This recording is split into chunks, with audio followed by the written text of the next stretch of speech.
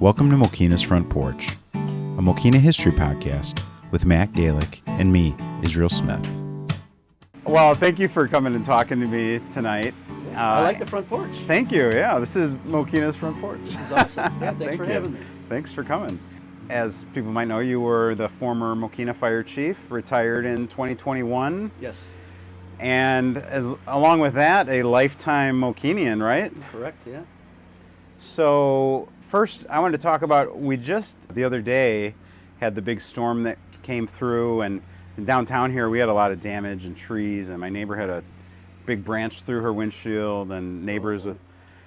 But it, made me think with you, when the fire department knows of a bad weather or situation or possible tornadoes or things like that, what do they do, or what have they done to kind of prepare to help the community? But there's actually a lot of things in the background that people don't see. There's, and to tell you the truth, I was talking with Chief Sorelli, the present fire chief, and Assistant Chief Campbell today about the storms that happened just the other day. So they told me a little bit about what they did. But there's a lot of stuff that goes on in the background. Extra staffing gets pulled in to accommodate the extra calls. And then at the firehouse, they opened up basically the incident command center. And what that means is the leaders from the fire department, the leaders from the police department, and leaders from ESDA, as well as Public Works is invited. And I'm not sure if they were there this time, but basically all the leaders from all the organizations of the village are invited to show up and participate in making plans and also executing the plans. So before the event actually happens, if there's time, with the storm that came in, I'm not sure that there was time to do an incident action plan.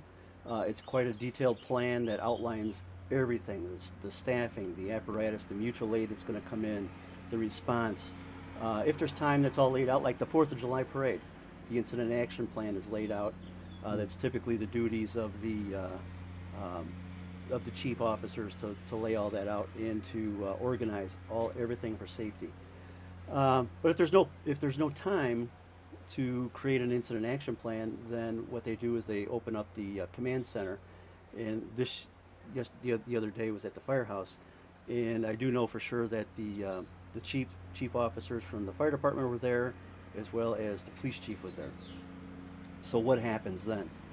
So basically there's an open communication between obviously the police department and the fire department. They're sitting right next to each other, as well as communicating with dispatch.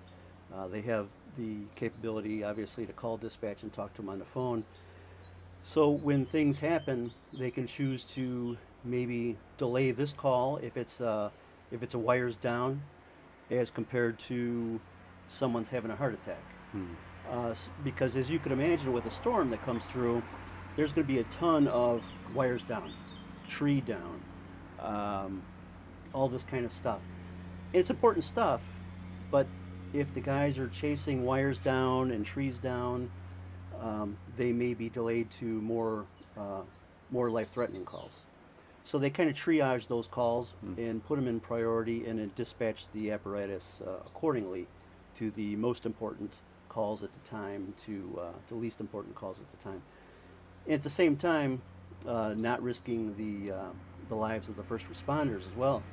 Sure. I don't know exactly with the storm that just came through if there was any holdback in any response when it was really windy. I would imagine there might have been, but I don't know for sure. But you want to kind of balance that out, the safety of the first responders, because it's not going to do any good if the first responders get out there. Yeah. Something happens to them, they're not going to be able to respond to Mrs. Smith's house. And they would all still be in the firehouse. You're not placing people around the village or anything like that. Yeah, there's different theories and different plans. So I don't know exactly what they did the other day, but they could be in the firehouse, or they could be dispersed at different locations throughout the district. There's different plans for different events. I do know that Station 1 and Station 3 for the fire department, they survived the event the other day pretty good. Unfortunately, Station 2 took up a lot of damage. Really? I'm not sure exactly what everything was, but the chiefs explained to me that there was a lot of damage at Station 2. Oh, wow. Which is strange, because before we started, I was talking about a microburst that happened many years ago, and this was before I was a chief officer. This was probably, I'm trying to think of the year, but I'm going to screw the year up. It's going to be probably around 97, 98. There was a big microburst that hit the area. And oddly enough, Station 2 took the brunt of the microburst. Huh. I was at Station 1. I wasn't a chief officer at that time. I was at Station 1, and I got a phone call from the lieutenant at Station 2. And he says, the sky is green, and it looks pretty bad. And I went outside of Station 1. It didn't look so bad. And I said, okay, all right. And we're talking a different, so Yeah. Station 1 is Wolf Road. Wolf Road, correct. And Station 2 is 191st? 191st. Okay. Well, the microburst went right through the area at Station 2. There used to be an RV place, Timberview RV, right across the street. Demolished that place. We had a big accident on I-80 when the crews from Station 2 were responding to I-80. That just as they were going down 191st, the power lines dropped in front of them and back of them and Oh on. my gosh. Yeah. So- Wow. And I remember the radio traffic, because I said, okay, all right, when they said the sky was green and it's swirling, I said, okay, all right, I believe it, because at Station 1 it didn't look so bad. But on the radio, I remember the radio traffic. The officer said lines in front, behind, and on the Station 2 apparatus, and I'm not kidding. But Wow. there was a huge accident on I-80, and then there was a lot of other damage as well. I believe there was some damage out there. Nova Quarter Horse Farm back there. So strangely enough, Station 2 took the brunt of the damage this time, as well as many years ago. Wow. So I guess lesson to be learned there. Don't be at Station 2 when a bad storm comes through. And what does the fire department do when a downed wire is called? So basically, good question. Basically, we make sure everything and everybody's safe. We call ComEd, and we ask ESDA to come out. Actually, believe it or not, ESDA is a huge asset for the village. We ask them to come out, especially when things are really busy. Come out and make sure they block the road, make sure no one drives over that power line. So we'll stay there until ESDA or the police department can get there and block the road, and then to ensure no one gets injured, driving over it or walking over it. But it's ComEd's responsibility. We don't mess with it. Police department doesn't mess with it. We just make sure everything and everybody's safe. It's amazing how much weight these can carry. Right down First Street is a huge pine tree that was laying over the lines, and they're still up. The lines did not come down. I mean, we got our power running through them. Yeah. It's really incredible. So it shows how significant these storms are to take down some of these things, and without a doubt. the trees that got topped, and really. And if you look incredible. around the village, the public works guys, they got their hands full. There's trees down everywhere. There's branches down everywhere, and after an event like this, the public works guys, they're kind of like the unsung heroes, because they're out there with the chippers, the chainsaws, everything to clean up all the mess. We the morning after we were all out, the street was a wreck, big branches everywhere. And within a short period of time, the village was out here with the trucks and the chippers and clearing away. And it's, it's a huge difference, which is great. Tell me a little bit about how you got into the fire department. That's a good question. That's a good question. So, nobody in my family was ever a firefighter. didn't intend to be a firefighter, never wanted to be a firefighter. Actually, my family was carpenters, and I was a carpenter. And little known fact, the Super 8 back there behind Beggar's Pizza, 191st Route 45. Yeah. I built that. That was one of my jobs. Really? Yeah, I built that. We had our own business, me and two other guys, Prairie State Homes. We built a lot of homes in Frankfurt Square. We did the Super 8. We did a lot of room additions. How long did that go for? How long did you have the business for? Quite some time.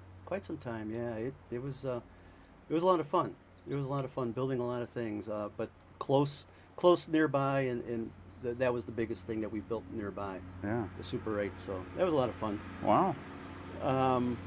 So the problem with being a carpenter for me is during the summer, spring, and fall, it's great. You're outside, you're working. We were framing carpenters, but during the winter, it got kind of cold, and sometimes you get snowed out or iced out or whatever the case may be. And my grandfather was a carpenter, my uncle was a carpenter, so I saw what it did to their bodies. Their bodies took a beating, And I had been doing carpentry for quite some time, and there was a sign. There was a sign on Wolf Road, and it was right where Fire Station 1 is on Wolf Road, and the guys used to play water ball, which is a kind of a firefighter competition. They don't do it anymore, but they used to do it quite a bit back in the day. And what was water ball? So basically, it's a cable that they suspend up maybe 20 feet in the air or something like that, and they have a keg hanging from it, empty keg, and it's on a pulley, and you have two teams of firefighters controlling a water stream, and you're hitting that keg, and the object is to push that keg all the way to the other side. So it's all about controlling and directing the water stream. Yeah. And it's fun, but it's also good training as well. But they don't do it anymore. Back in the day, Mokena used to be the premier water ball team. Really? Yeah. You don't hear that mentioned in many record books around. No. Delbert Junker, Ted Golden, and those were the previous chiefs, and a lot of other people. They were the top-notch premier fire department water ball team. If you were some neighboring town and these guys showed up, you might as well pack your bags because you knew that you were in for a fight. So anyway, right where Station 1 is, they used to have this water ball, and they had this sign, and it was falling down. It was kind of hokey, but it said, "We need volunteers."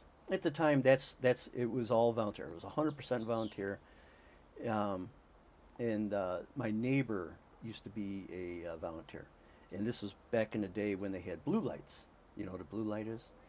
Explain it to me. Okay, so a blue light is if you're a volunteer, the siren here in town would go off, and that's how you knew that you had a call, some sort of emergency. So if you heard the siren, you would get the blue light, put it in your dash, and you would come up to the fire station.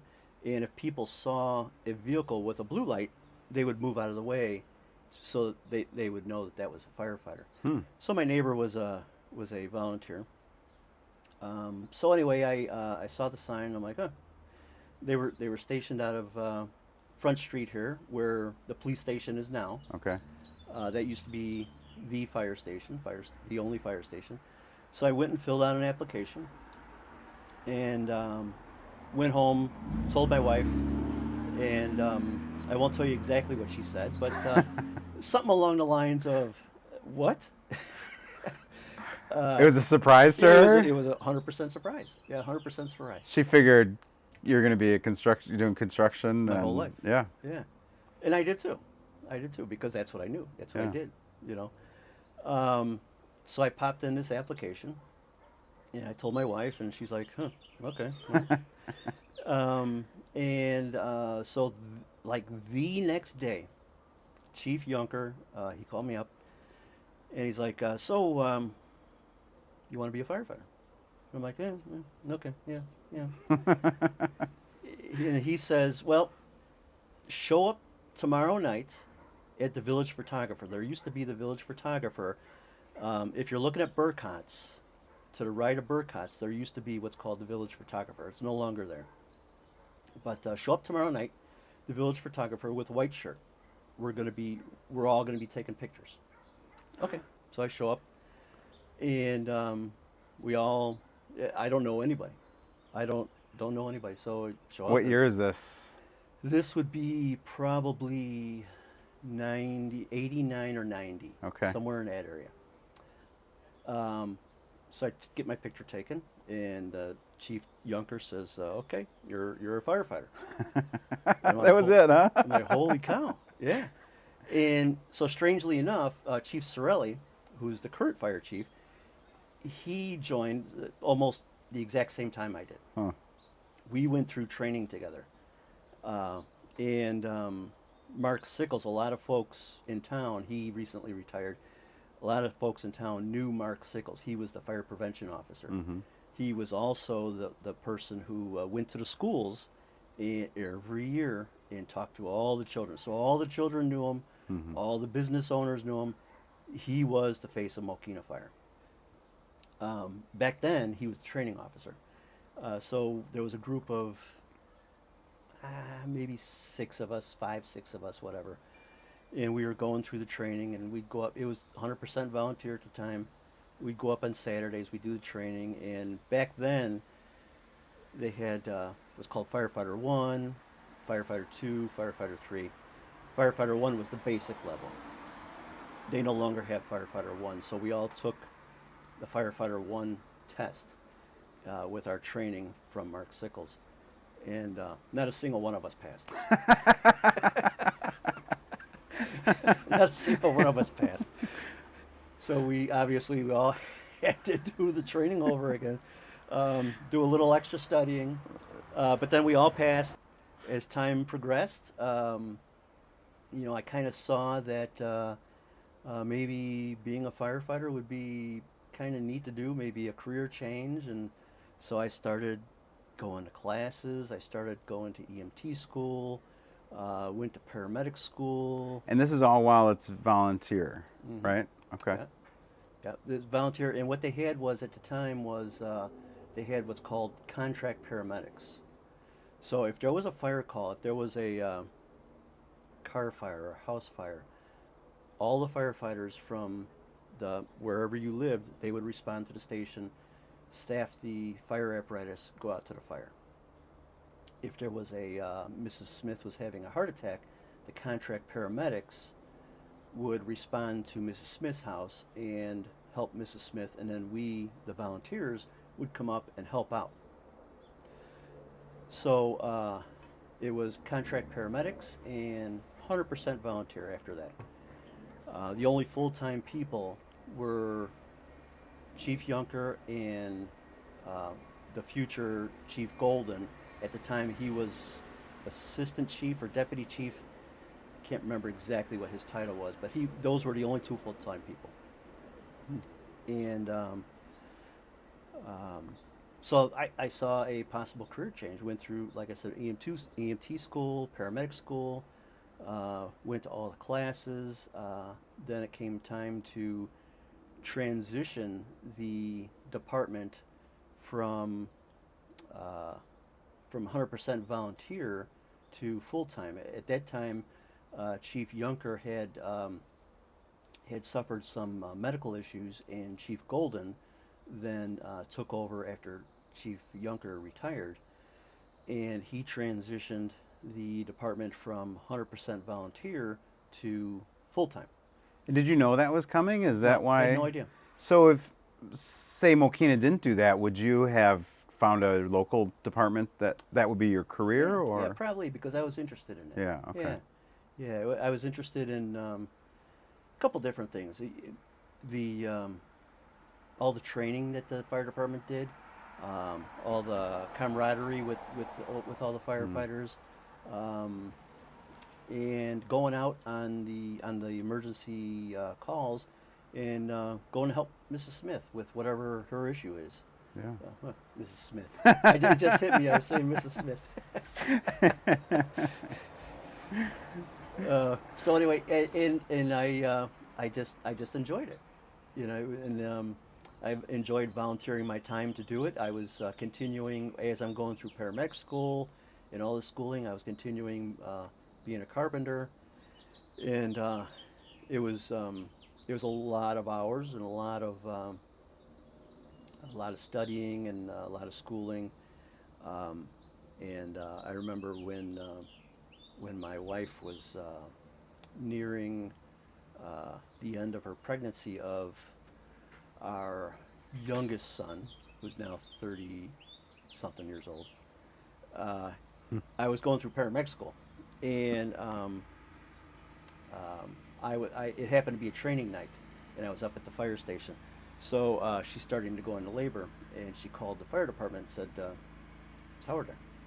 And I don't know exactly how the story goes, but they said, no, he is here, but he's in training or whatever the case may be. So she waited until I got home from training and said, I'm in labor. Oh my gosh. And I said, well, why didn't you call the fire department? And she said, well, I don't want you guys coming over here to help me. No, you just bring me to the hospital.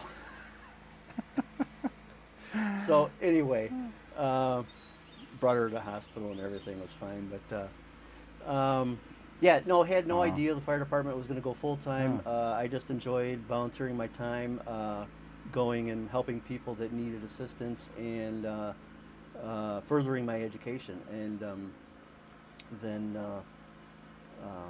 So then the fire department was shifting to some full-time firefighters?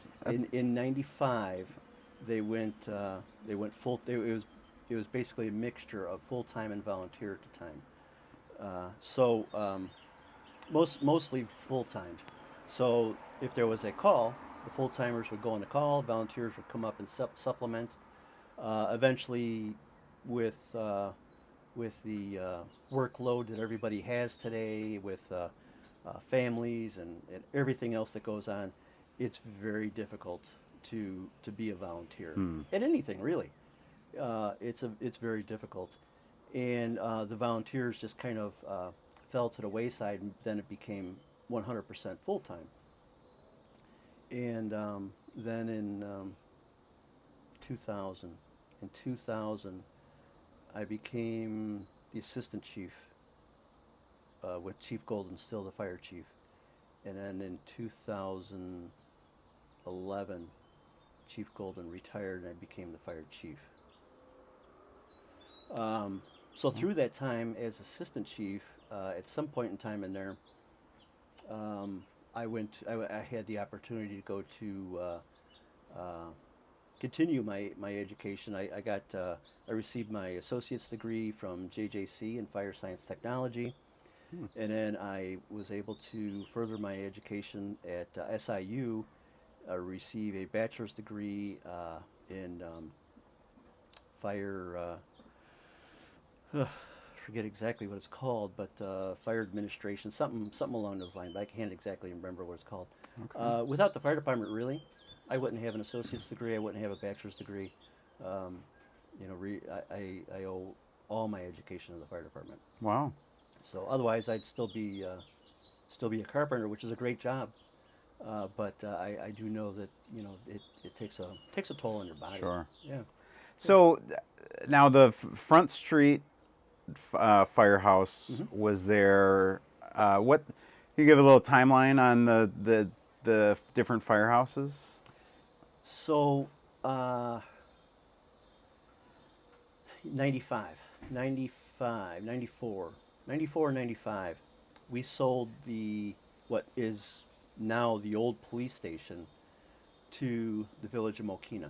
We built the fire station on Wolf Road in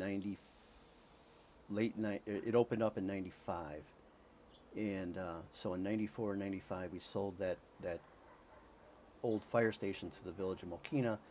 they remodeled it, and it became the police station. In '97, I believe, then we built Station 2 at 191st out there. And then sometime in 2000s, and I can't remember the date, I'd have to look up the date, we built Station 3, which is 193rd Street, right over I-80 over there. Wow, so there must have been, that's a lot of growth. I mean, to go from the one small place within a couple of years to these two larger stations. Yeah. When I first started, we, believe it or not, we had like 50 calls a year. Wow. And we thought that was great, you know, which it was. It was great. The volunteers were able to handle it. They did a job. But now, And you were talking of a population of a couple thousand, was it? Yeah, much smaller. Yeah. But now they run, you know, I don't know exactly how many calls they run, but probably closer to 4,000 calls a year. Wow. You know, and predominantly, most of that is EMS related. You know. Okay. But yeah, that's kind of how I got into the fire service, and with that was the president of Mavis 19. Mavis is a mutual aid box alarm association, which is comprised of a lot of local fire departments. We belong to Mavis, which is a statewide organization, and basically you sign mutual aid agreements. So if we need help, Frankfurt comes over and helps us. Oak Forest will go help us. And vice versa, if Oak Forest has something, we'll go help them. Okay. So for a short time, I was president of that. Then I was vice chair of Will County 911 as well, towards the end of my career there. Then I was the chief officer related to the Mavis 19 dive rescue team. So yeah, it was a lot of stuff. There's A lot of stuff diving in Mokena.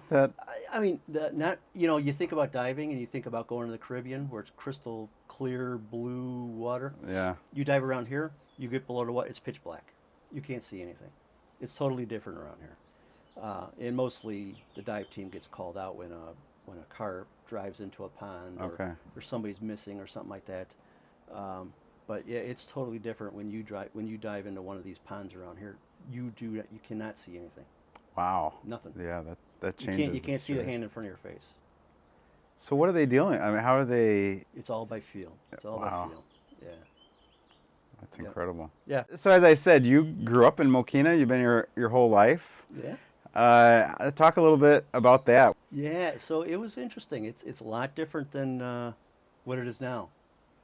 100%. It's a lot different. So there used to be a lot of places around that are no longer around. And where did you live growing up? So I lived on a street just south of Burcott's, off of Wolf Road. It's called North Woodland Circle. It's not a circle, it's a horseshoe. Sure. But a nice place. We used to have, we had like an acre of property, but back in the day we had 3 horses. Really? Yeah. Unfortunately, I was the one who had to take care of them all. But well, whatever. It is what it is. And my neighbors actually were the Teskies, Bob and Lynn Teskey. Okay. And Bob became the mayor of Mokena eventually. And I remember when he was running for mayor, Mayor Tuttle had been the mayor forever. And he ran the store on Front Street. You would bring which doesn't exist today, but you would bring your electric bill to Tuttle's.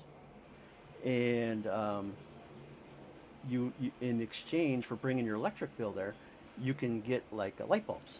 So Sure. you'd walk out with a bag of light bulbs. And but anyway, he was the mayor of Mokena for a long time, and Bob Teskey was running against him. And I remember I was helping pass out the flyers, and it was a clock, and his face on it, and the slogan was, "It's time for a change." Real original. That was. But so it was very safe. The police chief back then was Fitch. You'd see him everywhere. He was a great guy, and I used to me and my neighbor Bobby Teskey, his son, we used to cut the grass for Burkott's. So that little strip of grass out in front, we'd cut that every week. And then right next door, there was to Burkott's, there was Pat's Dairy Delight, which no longer exists, and then Bev's gas station, Bev Sievert, the gas station on the corner there, that doesn't exist anymore either. That's where Clancy's is now. Across the street. Walgreens. So basically, it's a park. It's Burkott's parking lot right now. Oh, okay. Yep, at the corner of Wolf and LaPorte there. Wow. So that used to be that used to be probably the last full service gas station on the face of the earth. Wow. And it was Bev and her family, and she owned the place, and her son, he would be the mechanic. If you had an issue, he'd fix your car. Her and her daughters, they would come out there in the pouring rain and the snowstorm, whatever, and they'd pump the gas. And that used to be my bus stop for high school. Oh, wow. So I'd walk from my house and it was convenient because we had a nice warm place to stay. That was our bus stop. We'd stand in the gas station. When we saw the bus coming, we'd go outside and jump on the bus. So It was Lincoln Way was there. Was it Central? Or So Central and East. East just built. Both my wife, she grew up in Frankfurt Square. My wife Sue. We both did 2 years at Central and 2 years at East. Okay. Because East just opened. So 2 years at Central, 2 years at East. It was. The town was quite different than it is now. It's and actually the Teskeys used to own the building that Trafton's have now on Front Street. Oh, sure. What's the name of the place? I can't think of the name of the place now. The boathouse or the dock house or the dock. Oh, what's going to be there? Yeah, the dock. The Yeah. dock. So that building, the Teskeys used to own that building, and that used to be a grocery store, basically. And so we'd go there, and Wilbur Teskey used to own that building. We'd go there and get candy. And actually, Craig Heim, I was talking with Craig Heim at the car show because we were talking about the Teskeys building, and he remembered going there and getting penny candy. He said he'd go in there with 5 cents and walk out with a bag of candy, because Craig Heim lived in Mokena forever as well. Yeah. What do you remember the inside of it as Teskey's?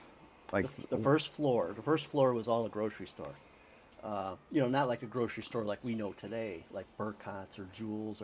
It wasn't that. It was just a small town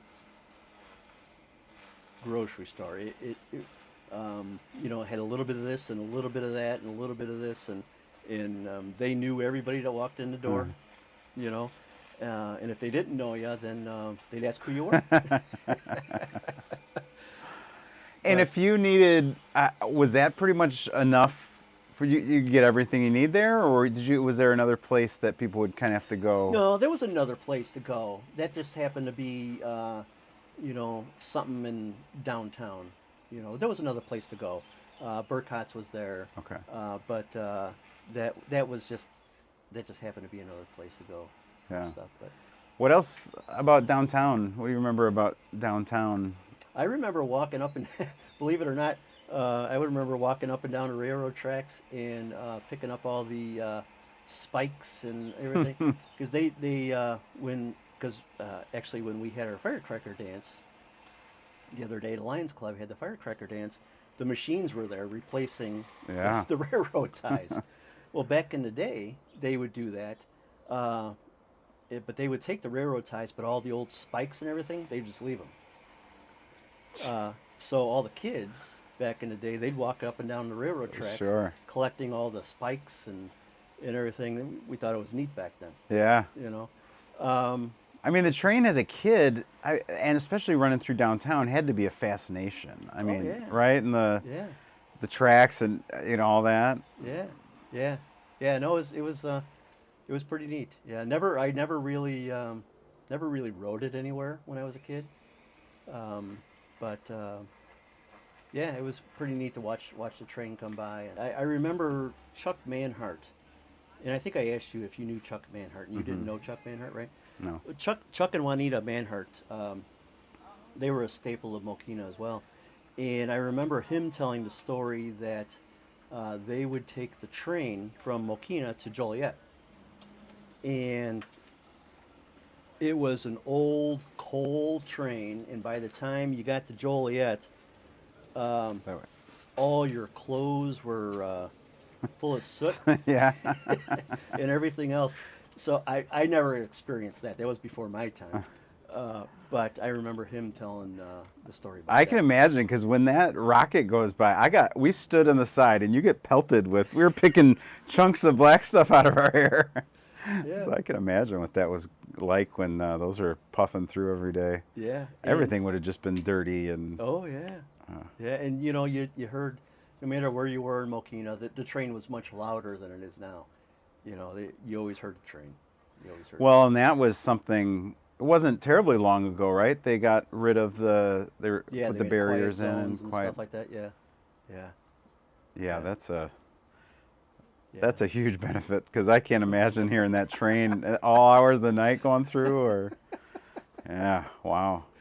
Yeah. How about grade school? Where were you going to grade school? So Mokena schools and Willowcrest, which when you pull into the Mokena Elementary School area off of Wolf Road, Willowcrest is the building all the way to the left. That's Okay. Willowcrest. That big monstrosity in the middle didn't exist when I went there. And so they had Willowcrest, and they had I think they called it MES at the time. I don't know exactly what they called it, but it was the building all the way to the right. Okay. So they had those two buildings, and that was it. The junior high didn't exist. That big monstrosity in the middle didn't exist. So you did some schooling. The smaller children did all the schooling in the building to the right, and everybody else did all the schooling in the building to the left. And it was nice.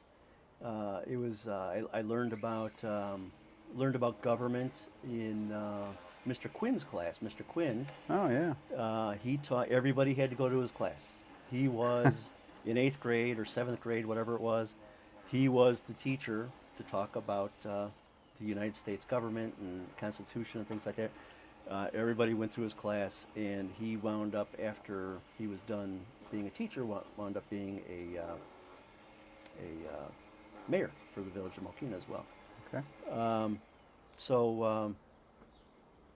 Yeah, it was a lot of good times at Mokena Elementary. Not the class sizes weren't very big. Yeah. Like when we went to Lincoln Way, the class size wasn't very big. Whereas today, there's a lot of kids. When they graduate, you go to there's a lot of kids Yeah. at graduation.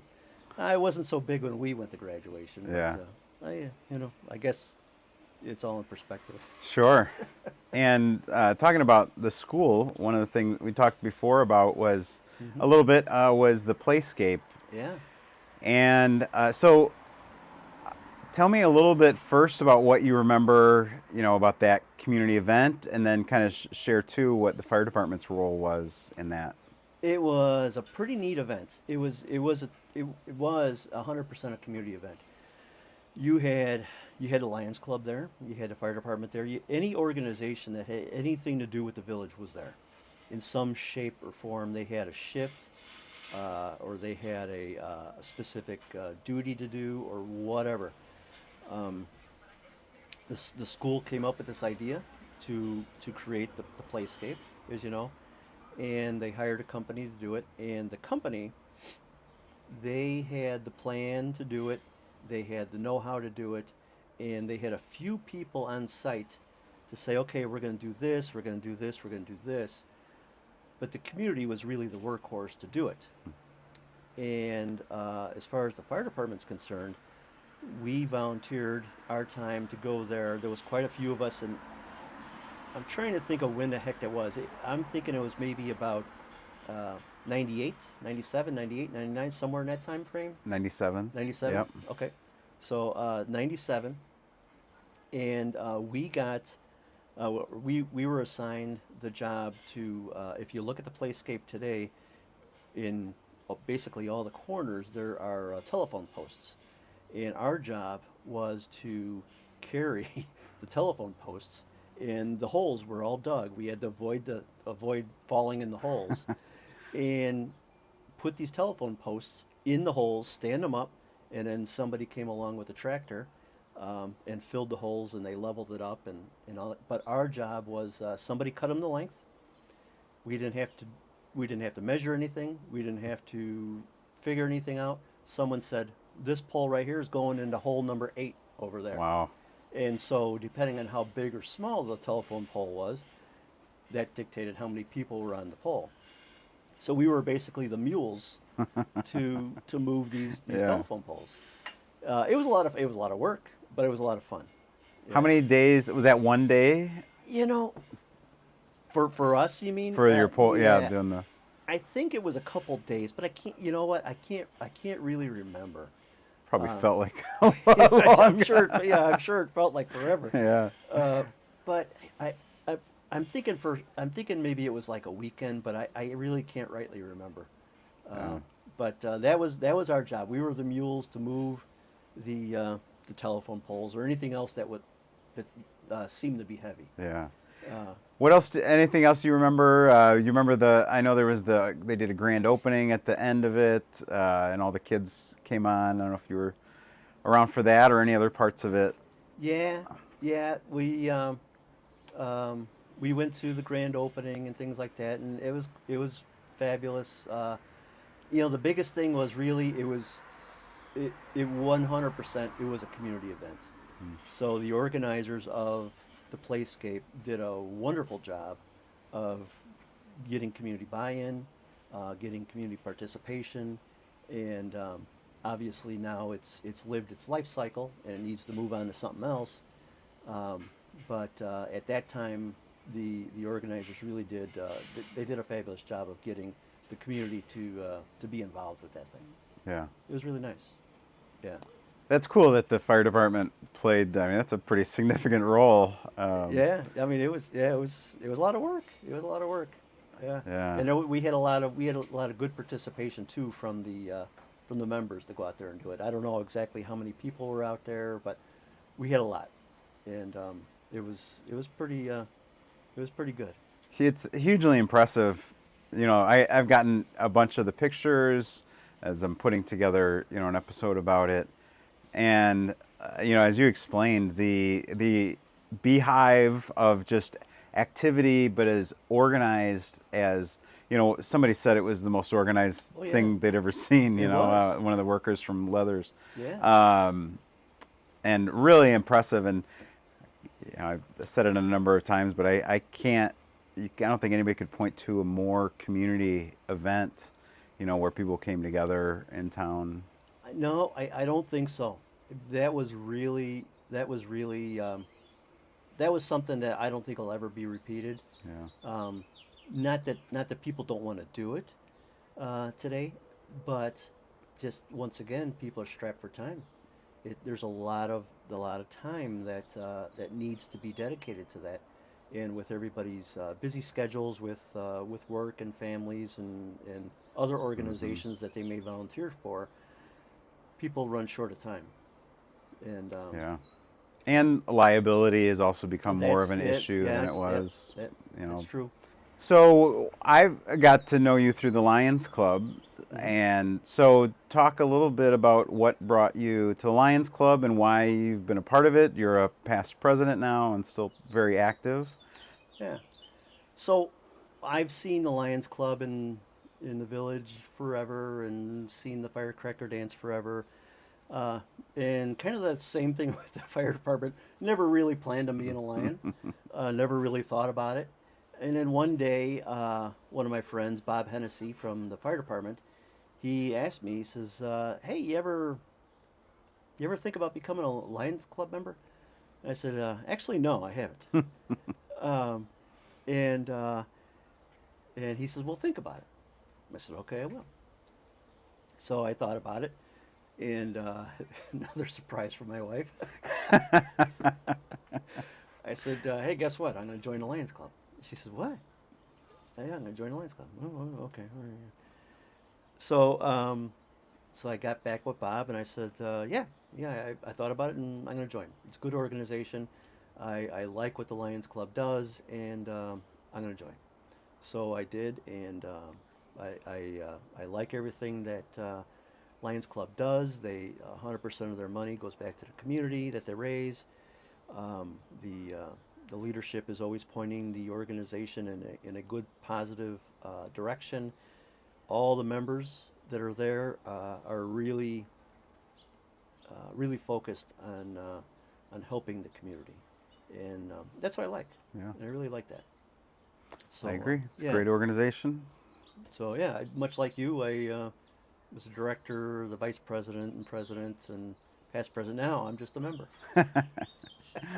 Back a little bit to your time here in Mokena and growing up. Mm-hmm. We talked before we got started about a few people that were, some of the old timers that are still around that have been a long time.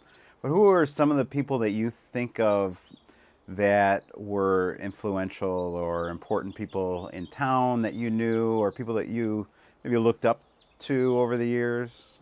Mm-hmm. So, uh, yeah, I think the Youngers were a big family. They still are a big family.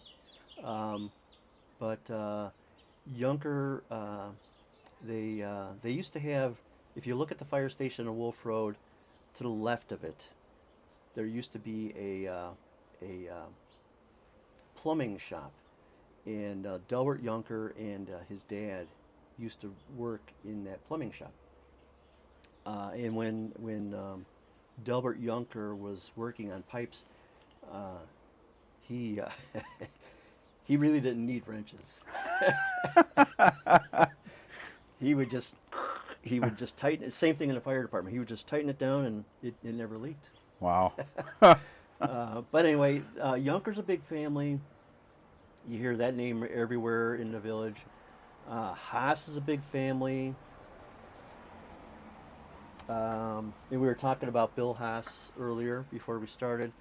Haas is a big family, and he's been with the fire department, associated with the fire department in one way or another for probably 50, 60 years. Wow. He used to be a firefighter.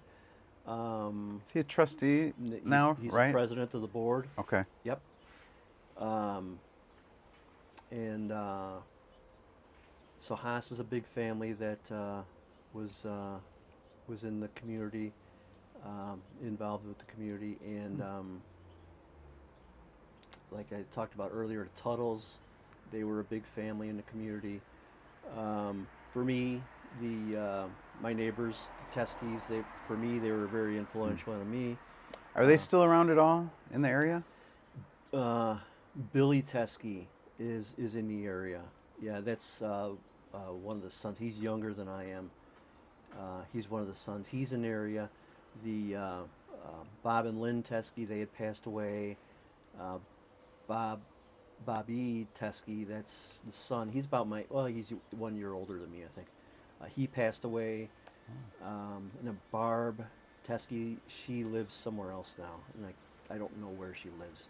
Okay. But not in the area, somewhere else. But yeah, Billy Teskey, he lives in Mokena. He's married, has a family. But they were a big family in the community as well. There's a lot of them. Like I said, there's Fitch, the police chief. Everybody knew Fitch. Yeah, there was a lot of people in the community that really kind of shaped the community and drove the community to where it is today. Yeah. Well, and that's part of what, the stories we share are to, on the podcast, just like try to get to know who a lot of these people are, because, we live in the now, but there's people that, for the past, since the village was founded, that have worked and, done what they can to make it a better village and grow it the right way. And Sure. so it's always good to hear, who are the people even in more recent times that fill those roles as well. Yeah, yeah. And, I just thought of a story here a couple minutes too late here, but we were talking about the storm that came through the other day. Well, I was out walking yesterday morning, and Frank Fleischer's wife was out raking her yard, raking the leaves out of her yard. So I stopped and said, when you're done with that, make sure you get my yard, because I'm right down the street from them. So she joked, she said, I bet you don't miss having to be the fire chief when storms like that come through. And I said, I don't. But yeah. Yeah, you got to stay in bed that night. Yeah. And actually, when I was talking with Chief Sorelli and Assistant Chief Campbell today, I was talking with them, and they had told me that that evening they didn't get to bed till like 3 or 4 in the morning. Wow. Because of different things that was going on. And I said, well, that's weird, because as soon as the wind died down, I went to sleep. Right after that last siren went off. Yeah. Any other stories that popped in your mind, or things you'd want to share? As soon as I step off the porch, I'll think of probably 10 stories. But no, I can't think of anything right now. Well, I appreciate you talking to me. It's hard, I think, for us to understand the amount of impact that you, as well as the other firemen in our town, have had to help and assist people. Not everybody deals with a fire, but we've had the firemen here when, health issues or different things, and we always appreciate the work that did, and all the years that you put into improving our village. Thank you for that, and thanks for talking. I did think of 2 stories. Yeah, please, go ahead. So there was a place called the Foundry. Okay, it doesn't, well, the building exists, but the Foundry doesn't exist. So if you're looking at Aurelio's, and the building to the right of Aurelio's, that used to be the Foundry. They used to make different things out of metal. So they would make these casts out of clay and sand and whatever, and they would pour the metal into these castings and make whatever out of metal. And when they were done, they'd throw the casting out in a pile in the back. So they'd have this pile of castings in the back. And as kids, we'd go looking through these castings, and they were pretty neat. We didn't really understand what they were or anything like that, but they were pretty neat. Yeah.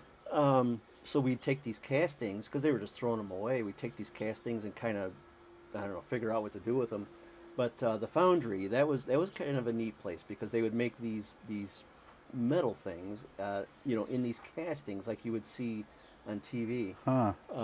And then all the kids would take these castings and play around with them, whatever. But then on the fire department side, actually, so Bowman Dairy, you've heard of Bowman Dairy. Yep. Bowman Dairy used to be right alongside the tracks where the condos are. Mm-hmm. As you just cross the tracks heading south, there's a condo building right there, and Bowman Dairy used to be there. After Bowman Dairy was there, it used to be a wallpaper factory. So after the wallpaper factory closed, it sat vacant for a long time. Well, the fire department, when Chief Golden was still the fire chief, we hosted a lot of training in that wallpaper factory. We did a lot of, as the Mokena Fire Department, we did a lot of training in there, and we invited all of our MABUS fire departments, and that was, at the time, the place to do training. What we were doing was basically air management. When you wear the air tank on your back, that's called a self-contained breathing apparatus, SCBA, and that holds a finite amount of air. And if you get too deep into a building, you may or may not have enough air to get back out, depending on if you could see, depending on if there's any obstacles. So our big training, our big push was air management. Learn how to conserve your air. Learn how to, instead of breathing your tank down, overexerting yourself and breathing your tank down, relax. And it's almost like scuba diving, except you're in darkness above water rather than darkness below water. So that was our emphasis. There was hose management in large areas and air management in large areas as well, and teaching ourselves that that we do have an end of the line for our air. You know, it's admirable to stay in there and try to rescue somebody or fight the fire or whatever, but if you run out of air, you become a victim yourself as a firefighter. So that was our big emphasis there, and we did a lot of training there. And how big of a space was it? Do you know? Oh, it was big. It was big. It was let's see here. It was if you walk into Fire Station 1, the one on Wolf Road, and the entire footprint of Fire Station 1, it was probably, I would say probably 1.5 times Fire Station 1. Wow. It was totally empty, but there was walls everywhere. So, which was perfect for what we wanted to do. Yeah. And the interesting thing was when the owner at the time let us do it, we knew it was the old wallpaper factory. There were a few old machines in there and things like that. And there was actually, and we never kept any of them, but there was a few old rolls of wallpaper. You know, stuff it in the rafters and things like that. That was kind of neat. But yeah, so those are two stories. Yeah. Do you remember the fire on Front Street of the old Cooper Hostert, where U-Haul is? Oh, That was in the sometime in the late 90s. yeah. I wasn't there. I was on, but I wasn't there. But here's a story for you. I can tell you that I was in command of a fire in Mokena. It was on Front Street. That had the largest fatality ever in the village of Mokena. Wow. It was the old laundromat, and it caught on fire, and it killed something around, and I don't know what the exact number was. I'm going to say 70 birds. That's tragic. It is tragic. It is tragic. Why did they have so many birds? I don't know. I don't know. That's a large body count for sure. I was going to say you're very nonchalant about that. So, are you talking about the fire that is like? I'm trying to think where. So Right over here. Now it's basically like a big parking lot. no, it's on the north side of the street, and it's where it's all brick. It's all brick building now. You have PKD Properties, the Rock and Gem Store, and that was back in the day the Cooper Hostert Ford dealer, and then it became some other things. Okay. Yeah. But the building, I think it was 97 or so that I saw some when it burnt down. So if it's the building I'm thinking of, funny story on this, and if Chief Golden ever watches this, he'll be giving me a phone call. But if it's the building I'm thinking of, he was the first one on the scene of that building, and he said, and whenever you show up in a scene of a fire, you always on the radio you kind of try to paint a picture of what's going on. You do a size up, so that when the people are coming in the rigs, they're getting a half of idea of what they're going to be walking into. So when he got there, he said nothing showing. So that means that basically he's pulling up, he doesn't see any smoke. He's looking in the windows, doesn't see any fire, nothing. Looks just like that house across the street would look right now. Nothing showing. Well, unbeknownst to him, that there was inside, the smoke just never made it out. There was a fire, and long story short, basically the whole building burnt down. So we would joke with him that he showed up on a building that nothing was showing, and a few hours later, basically the whole thing was destroyed. Yeah, wow. But This I'll is tell good. you one more story. You got Yeah, time for please one more? go. Yeah, absolutely. One more. So one more.